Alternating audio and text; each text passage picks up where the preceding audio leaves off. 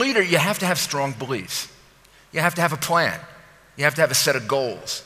You have to know where you're going and where you're taking your organization, and you have to spend a lot of time trying to figure that out.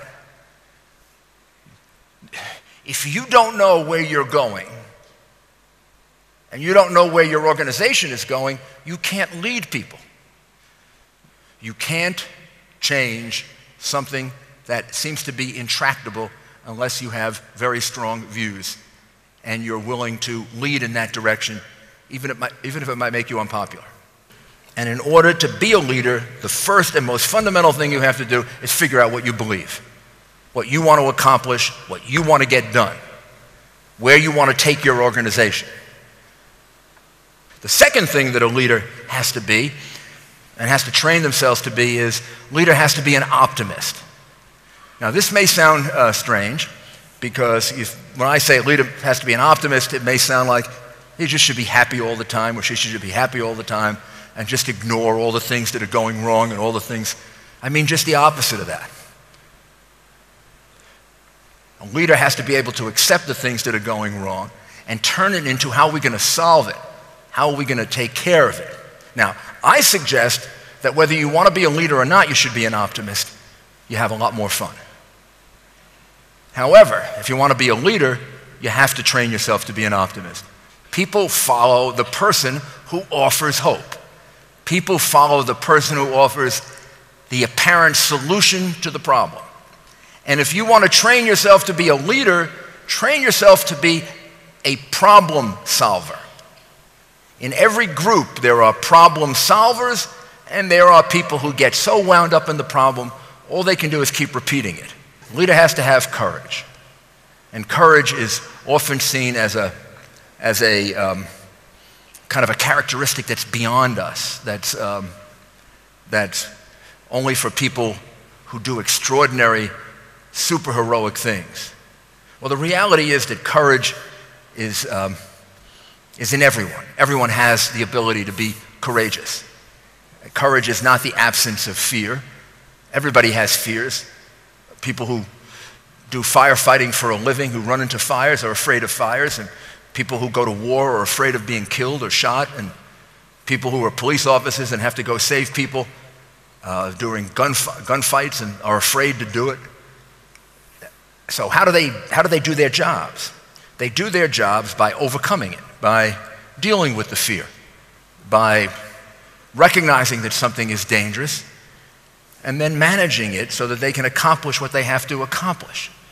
And a very practical way of doing that, particularly if we're talking about business or government or things that are not as dramatic as life and death situations, the very best way to deal with fear is to think about the fact that in everything you do, there's risk.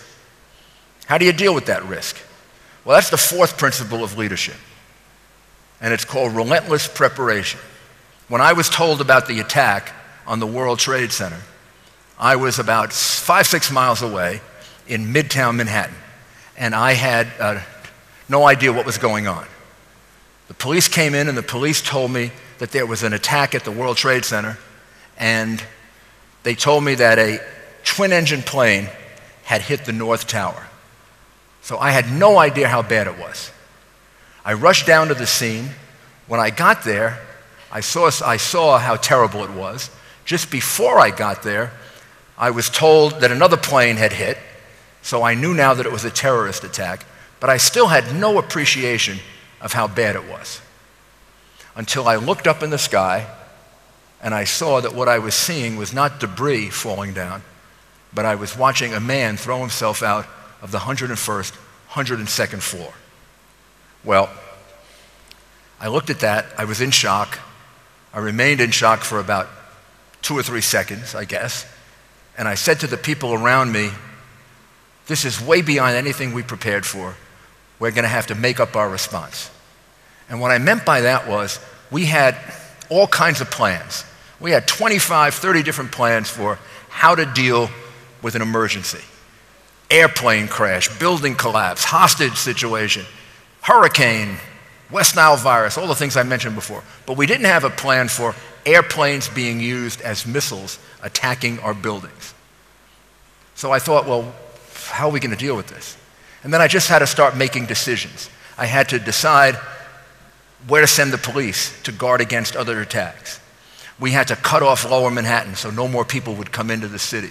We had to remove hundreds of thousands of people from the scene. We had to triage the hospitals. We had to bring in generators to light up the area so we could work 24 hours a day. And as I was making those decisions, I realized that every single one of them came from a plan, although it was a plan for something different than this. Like triaging the hospitals came from our plan for West Nile virus. Getting the generators to light up Ground Zero came from our plan for hurricanes and for blackouts. Dealing with the evacuation came from our plan for flooding and hurricanes. Now, why was that important? That was important because all of a sudden I came to the realization that we were prepared. That these were things we had done before, although not in such a terrible situation. Therefore, my people could relate it to the things they were going to have to do now under pressure. And that's why relentless preparation is so important. If you are in charge of anything, or if you're put in charge of anything, big or small, business, social club, team, government, here's the first question to ask and answer.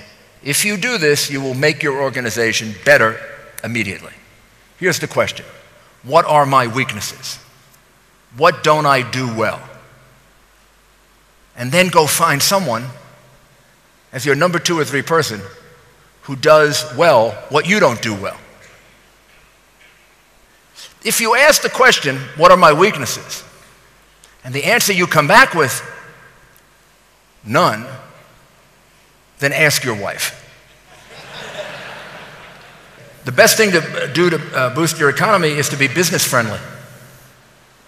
Businesses are not the enemy. Businesses should never be the enemy of government. There are good businesses, most of them, and there are bad businesses, just like there are good people and bad people. And people aren't the enemy of government. And to some extent, in some cases, because of ideology, business becomes the enemy of government. And it makes no sense. Businesses, after all, are just conglomerations of people. And businesses are the saviors in the sense that they're the job producers. And the more of them you have, the more people that are working. The more of them they have, the more options people have. So government should be business friendly. Thank you very much for your talk. I just wanted to ask you, we're coming out of the euphoria and the excitement and the success of the 2010 World Cup. What advice would you give to young leaders to keep that momentum going in this country? I would say I'm a very big believer in advertising. I did a lot of advertising campaigns for New York City. I think you should, people all over the world know how successful the World Cup was. It can, to some extent, create a different image of South Africa for them if they had an unfavorable image before.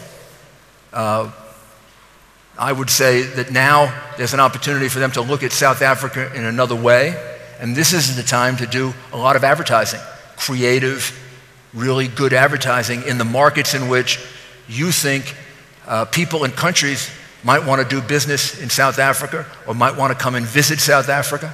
This is a country where I think people should know that. They should know that it's a safe, good place to do business. Not every place in the world is a safe place to do business. And you also have the advantage of growth. You've got a lot of growth ahead of you, which is a good place to put money.